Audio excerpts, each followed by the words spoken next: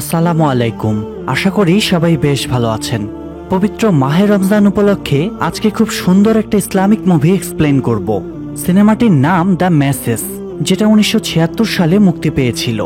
সিনেমাটিতে আমাদের প্রাণপ্রিয় মহানবী হযরত মুহাম্মদ সাল্লাল্লাহু আলাইহি সাল্লামের নবুয়ত প্রাপ্তির সময় থেকে শুরু করে কিভাবে ইসলাম প্রতিষ্ঠা করা হয়েছিল সেই ঘটনা তুলে ধরা হয়েছে।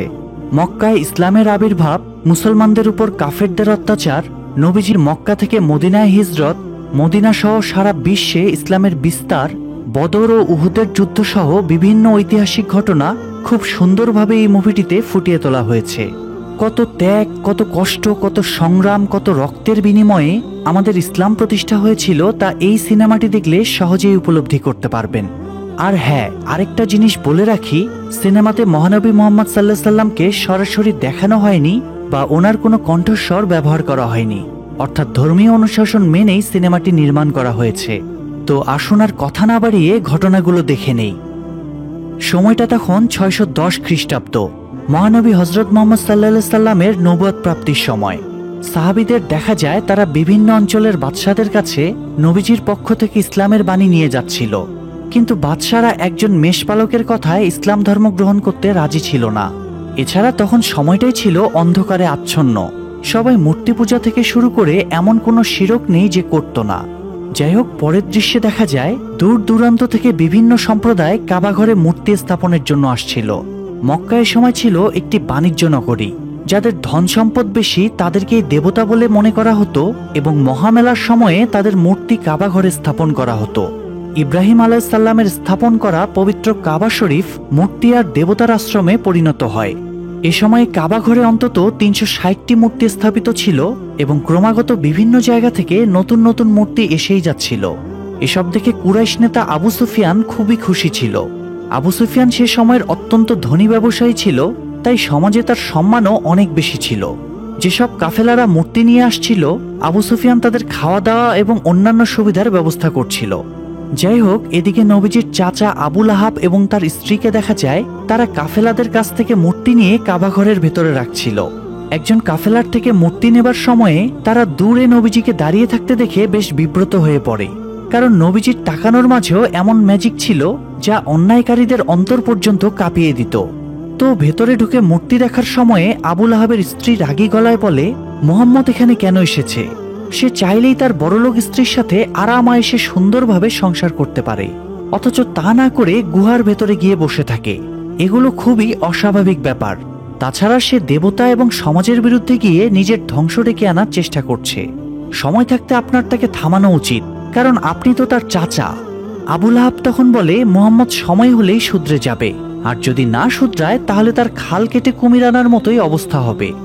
এরপর কেটে যায় আরো কয়েকদিন। মক্কার মহামেলাও শেষ হয়ে যায়, আর বিভিন্ন দেশ থেকে আসা কাফেলারা ফিরে যাওয়ায় কাবা শরীফও ফাঁকা হয়ে ওঠে। কিন্তু নবীজির গত 3 দিন ধরে কোনো খবর নেই। তিনি সেই যে হেরা গুহাতে ঢুকেছেন 3 দিনে আর একবারও বের হননি, এমনকি কারো সাথে দেখা সাক্ষাৎও করেনি। তাই বিচলিত হয়ে নবীজির পোষ্যপুত্র জায়েদ ছুটে এসে ব্যাপারটা নবীজির আরেক চাচা আবু তালিবকে জানায়। যদিও আবু তালিব ইসলামের অনুসারী ছিলেন না, তবে তিনি নবীজিকে অত্যন্ত স্নেহ করতেন এবং নবীজির সব বিপদে আপদে ঢাল হয়ে দাঁড়াতেন। আবু তালিব নবীজির এই অভ্যাসের ব্যাপারে জানতেন, কিন্তু তিনিও বুঝতে পারতেন না নবীজি প্রতিনিয়ত পাহাড়ে গিয়ে আসলে কি করতেন। তিনি ভাবতেন হয়তো পাহাড়ের উপর থেকে দুনিয়াটা ভালোভাবে দেখা যায়, এই জন্যই মনে হয় নবীজি সেখানে যেতেন।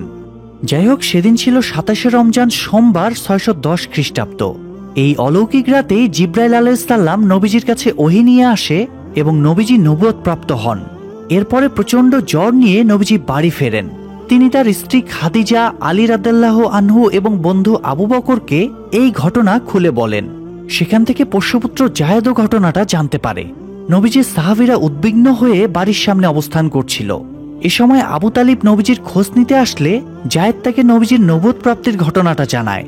আবু তালিব ব্যাপারটা বাইরে জানাজানি করতে বারণ করে, কারণ তার মনে হচ্ছিল নবীজি হয়তো কোনো স্বপ্ন দেখেছেন। কিন্তু খবরটা গোপন থাকে না, দ্রুতই কুরাইশদের কাছে খবরটা ছড়িয়ে পড়ে। তাই কুরাইশের সম্ভ্রান্ত লোকেরা আবু তালিবের কাছে এসে অভিযোগ দেয় এবং নবীজিকে এসব করা থেকে থামাতে বলে। বিনিময়ে তারা নবীজিকে মক্কার নেতা বানানো, এমনকি কাবা ঘরের চাবি এবং অগণিত অর্থ সম্পদ দেওয়ার প্রস্তাব করে। কিন্তু যদি নবীজি তাদের প্রস্তাব না মানে তাহলে আবু তালিবও এবার তাদের রোষানল থেকে নবীজিকে আর বাঁচাতে পারবে না।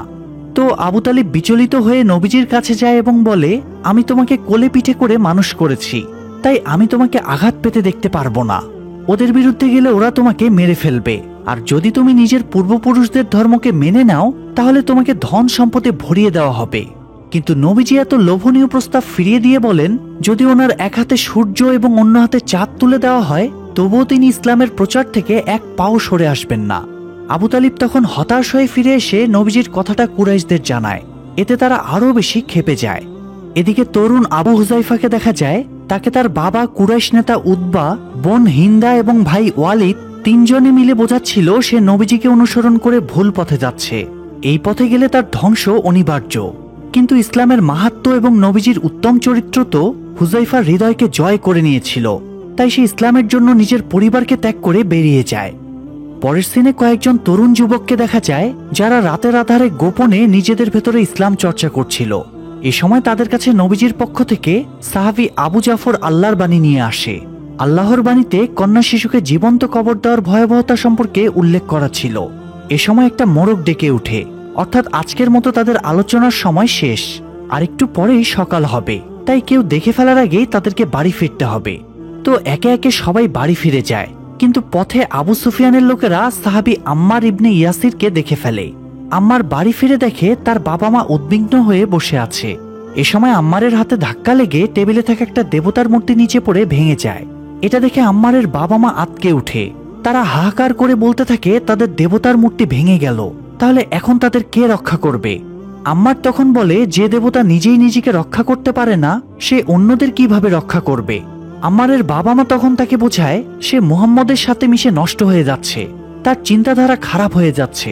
তখন আম্মার বলে, নবীজি তাদেরকে বলেছেন কোনো মানুষ ক্ষুধার্ত থাকবে না, ধনীরা গরিবদের ঘৃণা করবে না, শক্তিমানরা দুর্বলদের অত্যাচার করবে না, মহিলাদের ইচ্ছার বিরুদ্ধে বিয়ে করা যাবে না, কন্যা শিশুদেরকে জীবন্ত কবর দেওয়া যাবে না। তাহলে এগুলো কি খারাপ চিন্তাধারা? আম্মার নবীজির আরো কিছু বাণী তার বাবা মাকে শোনায়।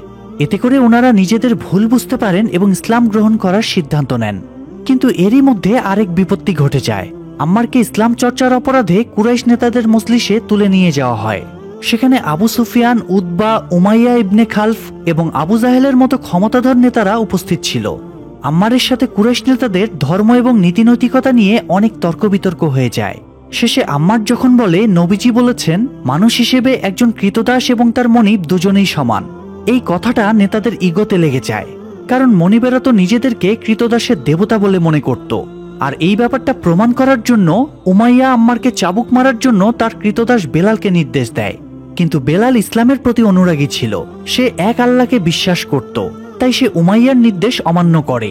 আর এতে তারা আরো ক্ষেপে যায় এবং পরবর্তীতে কোনো দাস যাতে মনিবকে অমান্য করার সাহস না পায় এই জন্য বেলালকে কঠিন শাস্তি দেয়। তারা বেলালকে মরুভূমির উত্তপ্ত বালির মধ্যে শুইয়ে দিয়ে নির্মম অত্যাচার করতে থাকে। তবুও বেলাল বারবার বলতে থাকে, আহাত আহাত, অর্থাৎ আল্লাহ এক। এতে তারা আরো ক্ষেপে যায় এবং বড় একটা পাথর বেলালের বুকের উপরে চাপা দিয়ে রাখে। প্রচন্ড কষ্টে বেলালের প্রাণ যায়।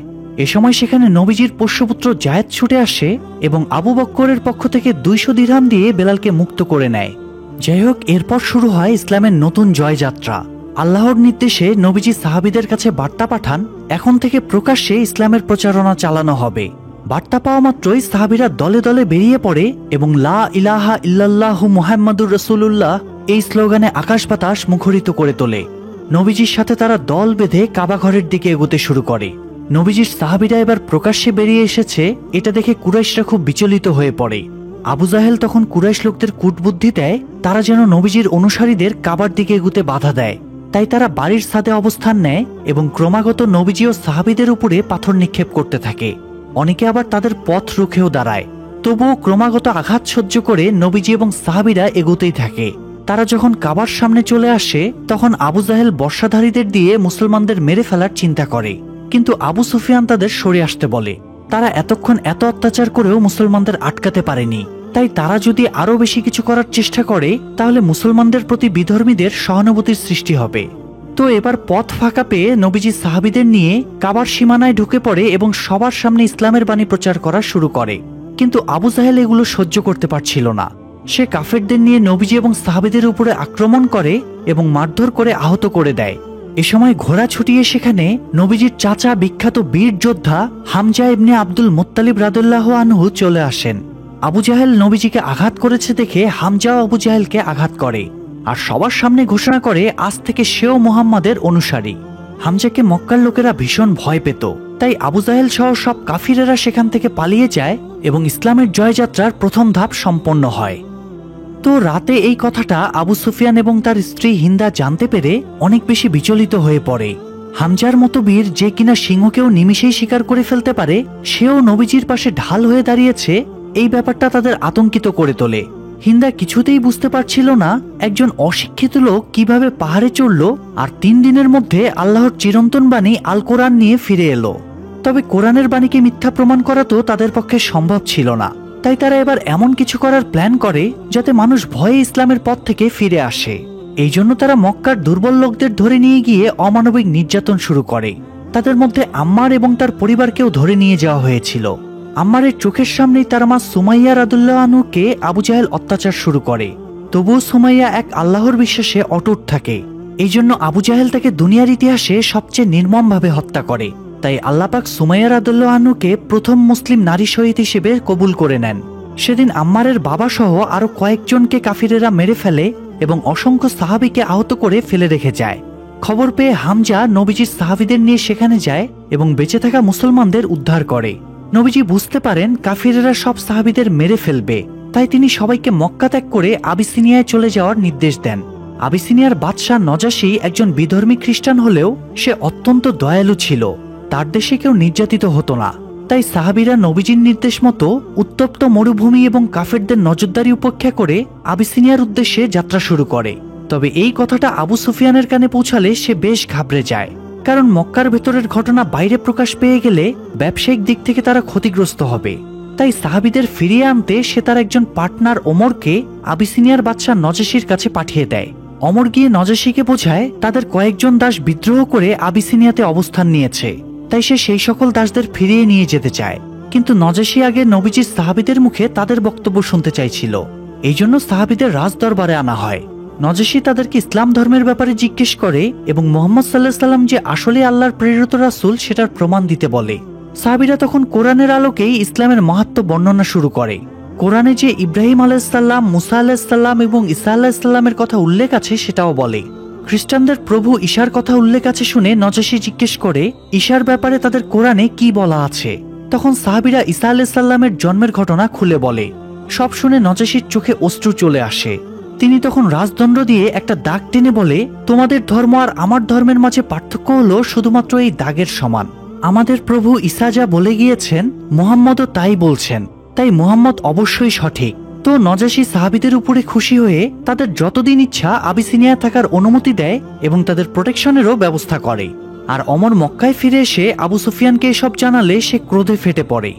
এদিকে নবীজি এবার বিধর্মীদের সমর্থন পেতে শুরু করেছে, আর এই ব্যাপারটাকে কুরাইশরা অ্যালার্মিং হিসেবে দেখছিল। তাই কুরাইশ নেতারা এবার সব মুসলমানদের একঘরে করে দেবার সিদ্ধান্ত নেয়। তারা মুসলমানদের ঘর বাড়ি ভেঙে তাদের উচ্ছেদ করে তাড়িয়ে দেয়। এই জন্য নবীজি মুসলমানদের নিয়ে পর্বতে গিয়ে আশ্রয় নেন।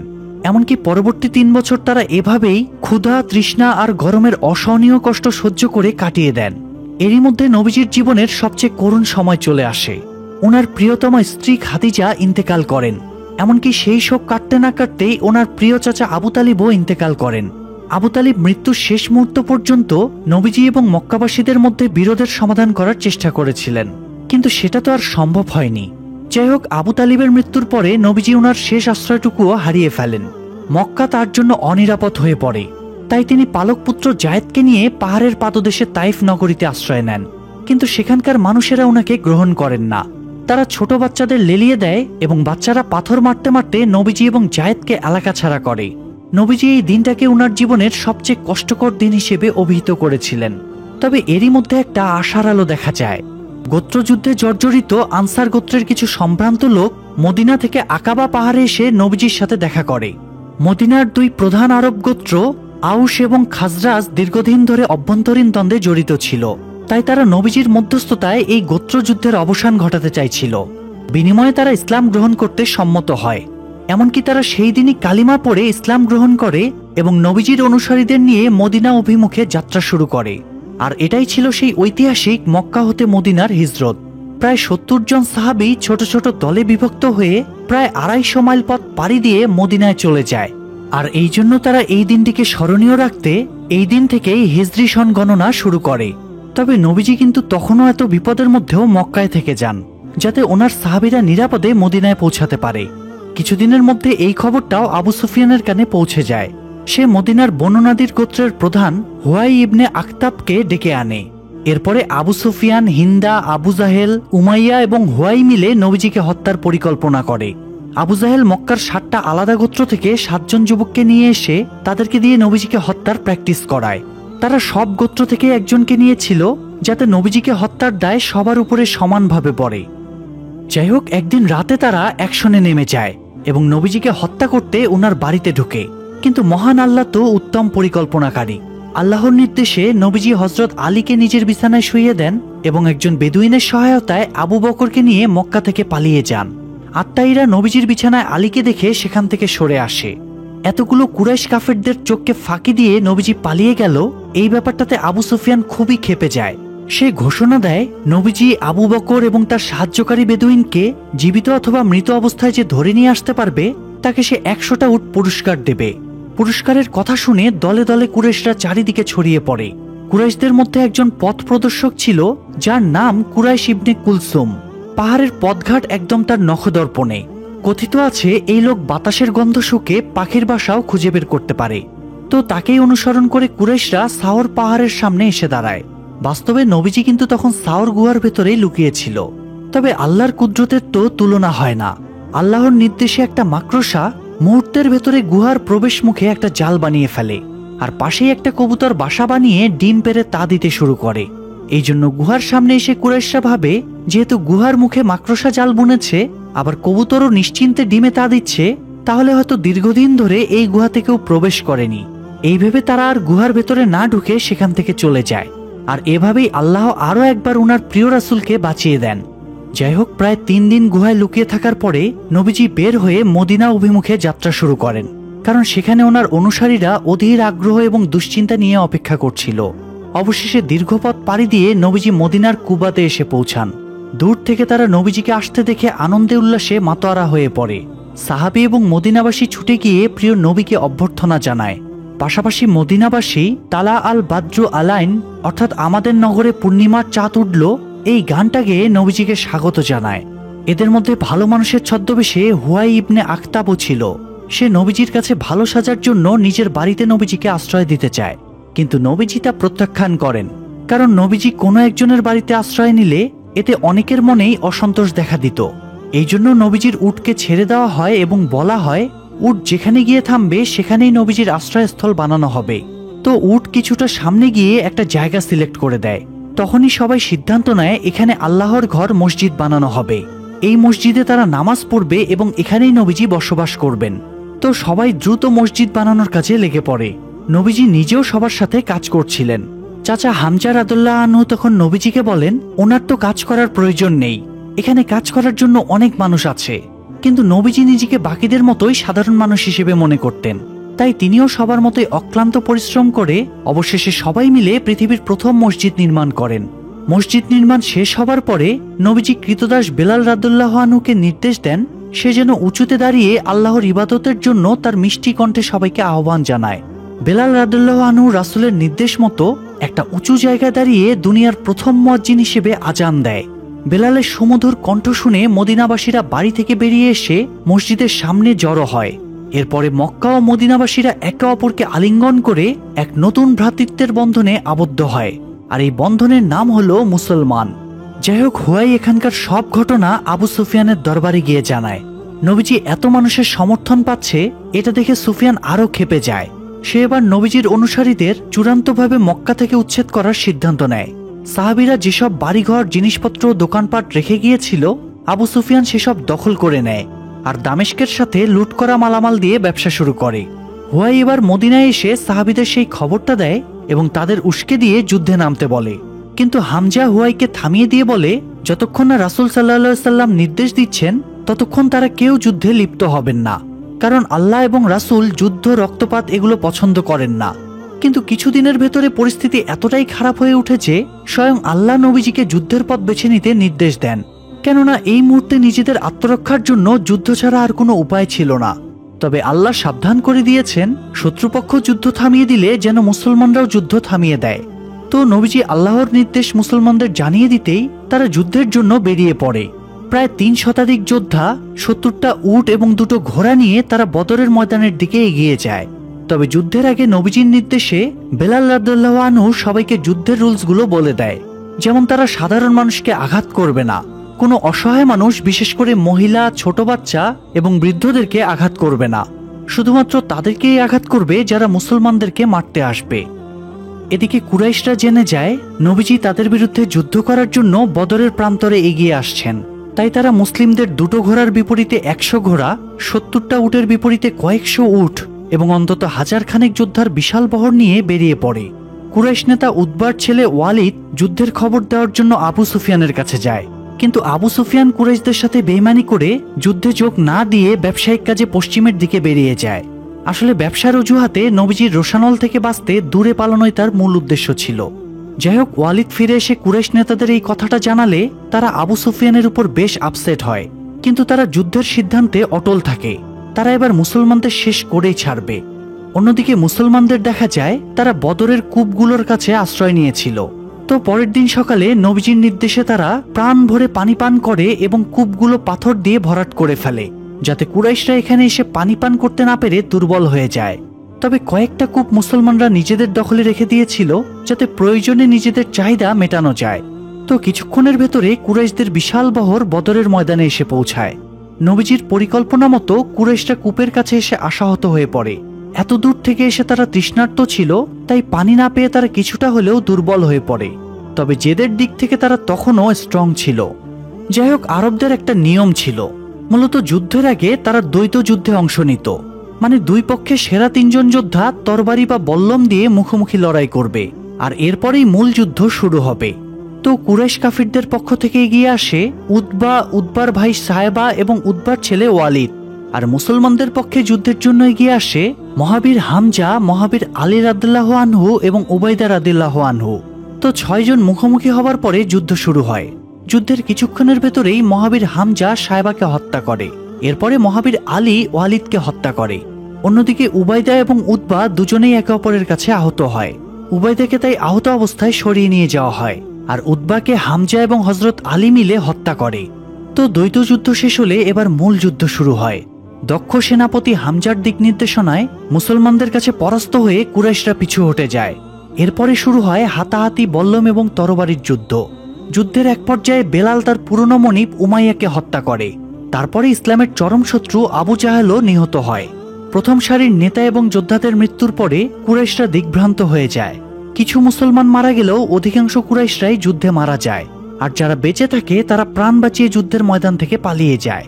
আর এভাবেই মহান আল্লাহর অশেষ রহমতে মুসলমানরা নিজেদের প্রথম যুদ্ধেই ঐতিহাসিক জয়লাভ করে।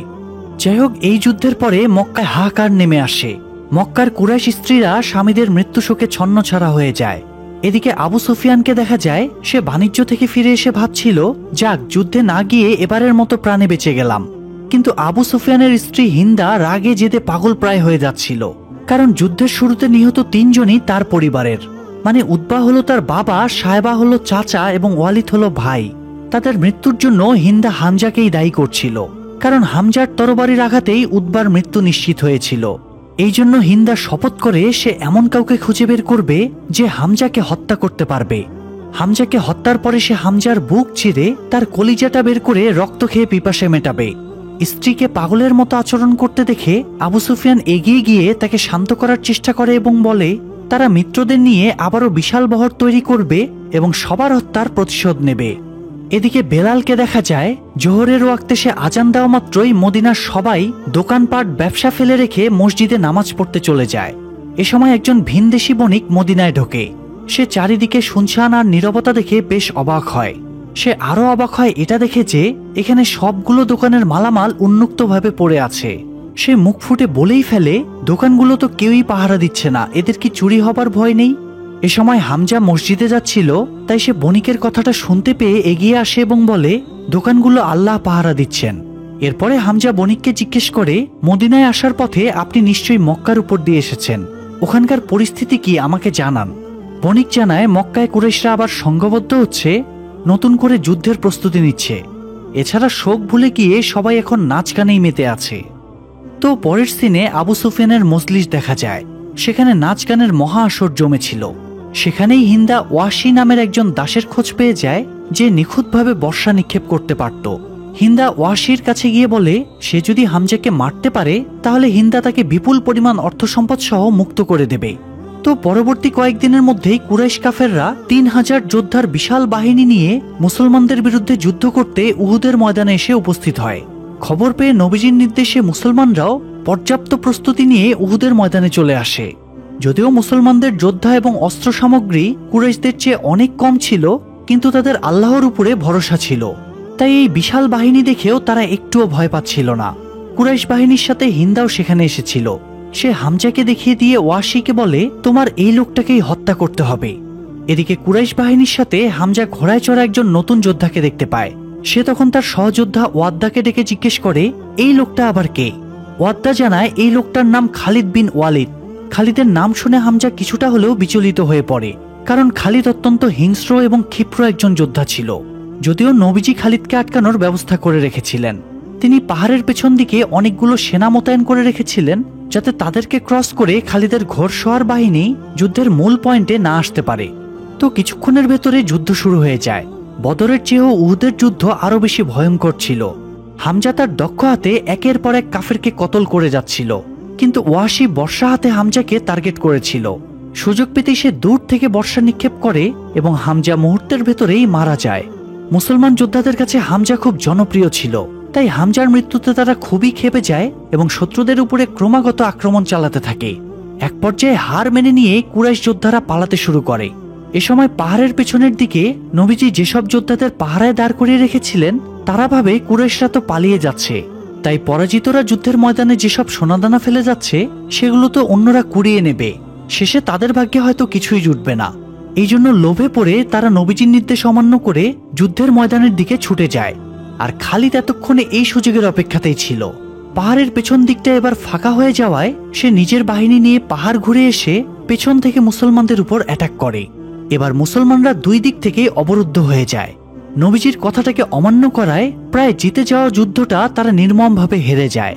অধিকাংশ মুসলমান যুদ্ধের ময়দানেই শহীদ হয়, বাকিরা পালিয়ে পাহাড়ের ভেতরে আশ্রয় নেয়। এবার যুদ্ধে জিতে আনন্দের সাথে কুরাইশরা ফিরে যায়। তবে হিন্দা ওয়াসিকে নিয়ে অসংখ্য লাশের ভেতর থেকে হামজার লাশটা খুঁজে বের করে। সে মৃত হামজাকে অনেক তাচ্ছিল্য করে।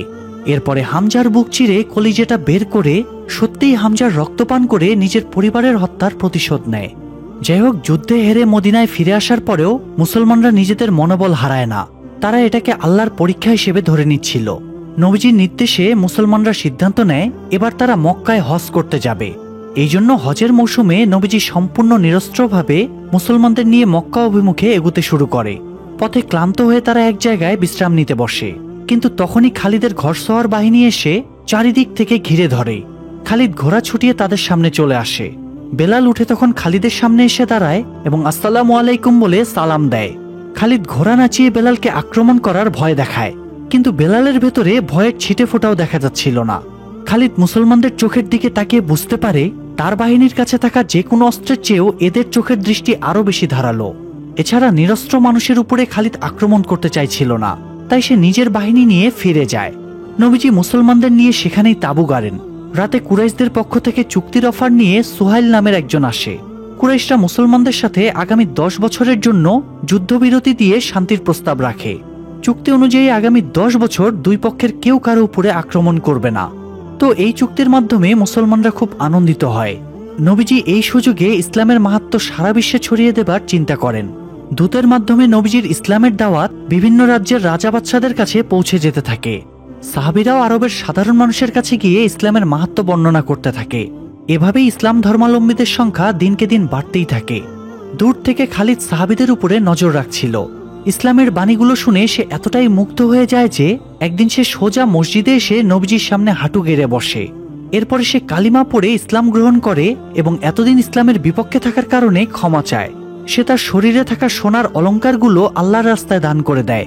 এরপর তার তরবারি বের করে বলে, এই তরবারি দিয়ে সে অনেক মুসলমানকে হত্যা করেছে, কিন্তু আজকের পর থেকে এই তরবারি সে মুসলমানদের রক্ষা করার জন্য ব্যবহার করবে। তাই পরবর্তীতে যুদ্ধে অসামান্য কৃতিত্বের জন্য খালিদ বিন ওয়ালিদ সাইফুল্লাহ বা আল্লাহর তরবারি উপাধি লাভ করেন। যাই হোক, এভাবে কেটে যায় আরো 3 বছর। ইসলামের মাহাত্ম্য ততদিনে সারা বিশ্বে ছড়িয়ে পড়েছিল। এত অল্প সময়ে মানুষ ইসলামকে এতটা আপন করে নেবে সেটা তাদের ধারণারও বাইরে ছিল। কিন্তু এরই মধ্যে আরেকটা ন্যাক্কারজনক ঘটনা ঘটে যায়। এক রাতে কয়েকজন সাহাবী বসে ইসলামী আলোচনা করছিল। হঠাৎ আবু সুফিয়ান চুক্তি ভঙ্গ করে তার লোকজনদের নিয়ে সেই সাহাবীদের উপরে আক্রমণ করে এবং তাদের মেরে ফেলে। এই ঘটনার পরে আবু সুফিয়ান সবার ঘৃণার পাত্রে পরিণত হয়। এই জন্য একদিন আবু সুফিয়ান মদিনায় আসে শান্তি চুক্তি আবার রিনিউ করার প্রস্তাব নিয়ে। তবে প্রতিটা মানুষ আবু সুফিয়ানের দিক থেকে মুখ ফিরিয়ে নেয়। আবু সুফিয়ান এবার সরাসরি নবীজির কাছে চলে যায় এবং অনুনয় বিনয় করতে থাকে। কিন্তু নবীজি নিজেও এবার ঘেন্নায় আবু সুফিয়ানের দিক থেকে মুখ ফিরিয়ে নেন এবং সেখান থেকে উঠে চলে যান। আবু সুফিয়ান এবার সম্পূর্ণ হতাশ হয়ে পড়ে। সে আপন মনেই বলতে থাকে, আমি এবার হেরে গেলাম, সামান্য একজন মেষপালকের কাছে আমি সম্পূর্ণভাবে হেরে গেলাম। তখন পাশ থেকে খালিদ বলে ওঠে, এই মেষপালকের ধর্মই কিন্তু এখন সারা বিশ্বে চর্চা হচ্ছে, তাই তুমি মক্কায় ফিরে যাও এবং সবাইকে জানাও তোমাদের ওই মাটির তৈরির দেবতারা মরে গিয়েছে আর ইসলামের জয় হয়েছে। আবু সুফিয়ান তখন মাথা হেট করে মদিনা থেকে বেরিয়ে যায়। মক্কায় আবু সুফিয়ানের জন্য তার স্ত্রী হিন্দা এবং তাদের অনুসারীরা অপেক্ষা করছিল। আবু সুফিয়ানের পরাজিত মুখ দেখে হিন্দা আক্রোশে ফেটে পড়ে। সে নিজের স্বামীকে কাপুরুষ বলে গালি পর্যন্ত দেয়। যাই হোক, এদিকে ততদিনে বিভিন্ন গোত্রের অসংখ্য মানুষ ইসলাম গ্রহণ করে নিয়েছিল। ফলে নবীজির সাথে ছিল 10,000 যোদ্ধার বিশাল এক বাহিনী। নবীজি এই বিশাল বাহিনী নিয়ে মক্কা অভিমুখে যাত্রা শুরু করে। মুসলমানেরা যখন মক্কা বিজয়ের দ্বার প্রান্তে, তখন আবু সুফিয়ান এবং হিন্দা বুঝতে পারে তাদের চূড়ান্ত পরাজয় ঘটে গিয়েছে। এক রাতে মক্কার কাছাকাছি এক জায়গায় নবীজি মুসলমানদের নিয়ে রাত কাটানোর জন্য তাঁবু খাটায়। দূর থেকে আবু সুফিয়ান এবং হিন্দা তাঁবুর মশালগুলো দেখছিল। আবু সুফিয়ান বুঝতে পারে সে যদি বেঁচে থাকতে চায় তাহলে তার একটাই পথ খোলা আছে, তাকে মুসলমানদের হাতে মক্কা ছেড়ে দিতে হবে এবং আল্লাহর অনুগত্য স্বীকার করতে হবে। এই জন্য সারা জীবনের অহংকার, গাম্ভীর্য এবং ইগোকে ধূলিসাৎ করে দিয়ে সে তাঁবুতে গিয়ে নবীজির সামনে উপস্থিত হয়। এরপরে মাথা নত করে বলে, আমি স্বীকার করছি আল্লাহ ছাড়া আর কোনো ইলাহ নেই, আর আপনি আল্লাহর প্রেরিত রাসূল। নিজের আনুগত্য স্বীকার করে আবু সুফিয়ান বেরিয়ে যায়। পরের দিন নবীজি মুসলমানদের নিয়ে মক্কার সীমানায় প্রবেশ করেন। যেসব সাহাবীরা নির্যাতনের শিকার হয়ে মক্কা থেকে চলে যেতে বাধ্য হয়েছিল, মক্কার মাটিতে পা রেখে আনন্দে তাদের চোখে পানি চলে আসে। প্রিয় মাতৃভূমির স্পর্শ পেয়ে তাদের হৃদয়টা ভরে ওঠে। অনেকগুলো বছর পরে তারা আবারও পরিবারের সাথে মিলিত হয়। এদিকে মুহাম্মদ আসছে শুনে মক্কার বিধর্মীদের ভেতরে আতঙ্কের সৃষ্টি হয়ে যায়। নারী পুরুষ সবাই ভয়ে তড়িঘড়ি করে নিজেদের ঘরে ঢুকে দরজা বন্ধ করে দেয়। কিন্তু তারা তো তখনও আমাদের দয়াল নবীর চরিত্র সম্পর্কে জানতো না। মক্কায় প্রবেশ করেই নবীজির নির্দেশে বেলাল ঘোষণা করে, মুসলমানরা এখানে কারো উপরে আক্রমণ করবে না, কারো ঘরের দরজায় আঘাত করবে না, ঘরে থাকা প্রতিটা মানুষ নিরাপদ থাকবে, এমনকি আবু সুফিয়ানের ঘরেও তারা নিরাপদ থাকবে। ঘর থেকে এগুলো শুনে হিন্দা আবু সুফিয়ানকে বলে, মুহাম্মদ তাহলে নিজের কথা রাখলো, সে কাউকেই আঘাত করেনি। আবু সুফিয়ান তখন বলে, মুহাম্মদ যুদ্ধ না বরং মানুষের হৃদয় জয় করেছে, আর এটাকেই বলে স্থায়ী বিজয়। আবু সুফিয়ান এবং হিন্দা দুজনেই তখন নিজেদের অতীত পাপের জন্য অনুতপ্ত ছিল।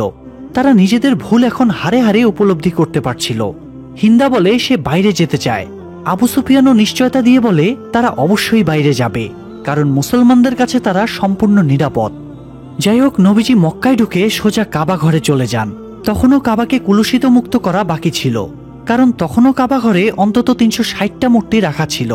তিনি নিজের লাঠি মোবারক দিয়ে মূর্তি ভাঙতে শুরু করেন। এরপরে সাহাবীরাও ভেতর থেকে মূর্তি বের করে এনে ভাঙতে শুরু করে। কাবাকে আবারও পবিত্রতা ফিরিয়ে দিতে পেরে মুসলমানেরা উল্লাসে মেতে উঠে। এ সময় নবীজির নির্দেশে বেলাল কাবা ঘরের ছাদে ওঠে। বেলালের জাদুকরী কণ্ঠের আজান শুনে সবাই একদম নিশ্চুপ হয়ে যায়। মরুর তপ্ত দুপুরেও সবার শরীরে শীতল স্রোত বয়ে যায়। আর অচিরেই নবীজি মক্কাকে পবিত্র জায়গা হিসেবে ঘোষণা করলেন এবং মক্কায় ইসলামী শাসন এবং সমাজ ব্যবস্থা কায়েম করলেন। নবীজি নিজের দায়িত্ব সঠিকভাবে সম্পন্ন করার পরে নিজের মৃত্যুর আভাস পাচ্ছিলেন, আর এই জন্য তিনি অনুসারীদের উদ্দেশ্যে বিদায় হজে ভাষণ রাখলেন। তিনি বিদায় হজের ভাষণে ইসলামের মাহাত্ম্যকে পুরোপুরিভাবে বর্ণনা করেন এবং কিভাবে দ্বীনের পথে চলতে হবে সেই নির্দেশনা দেন। এরপরে তিনি এটাও জানিয়ে দেন ওনার সময় ফুরিয়ে আসছে, খুব শীঘ্রই ওনাকে মৃত্যুর মুখোমুখি হতে হবে। ওনার মৃত্যুর পরেও মুসল্লিরা যেন ইসলামের মাহাত্ম্য বজায় রাখে। নবীজির ভাষণ শুনে উপস্থিত মুসল্লিরা কেঁদে ভাসিয়ে ফেলে। এরপর ইসলামকে সবার জীবন বিধান হিসেবে নির্বাচিত করে তিনি নিজের ভাষণ সমাপ্ত করেন। যাই হোক, এরপরে 632 সালের জুনের 8 তারিখে 63 বছর বয়সে আমাদের প্রিয় নবী হযরত মুহাম্মদ সাল্লাল্লাহু আলাইহি সাল্লাম পরলোক গমন করেন। নবীজিকে মদিনায় নিজের বানানো মসজিদে নববীর পাশে দাফন করা হয়। ওনার মৃত্যুর শত শত বছর পরেও উনি যে বিধান প্রতিষ্ঠা করে গিয়েছিলেন তা মানুষের মনে জায়গা করে নিচ্ছে। এখনো লাখো মানুষ প্রতি বছর কাবা শরীফে হজে যায়। লাব্বাইক আল্লাহুম্মা লাব্বাইক এই প্রতিধ্বনিতে মক্কার পবিত্র ভূমি সদা জাগ্রত হয়ে থাকে।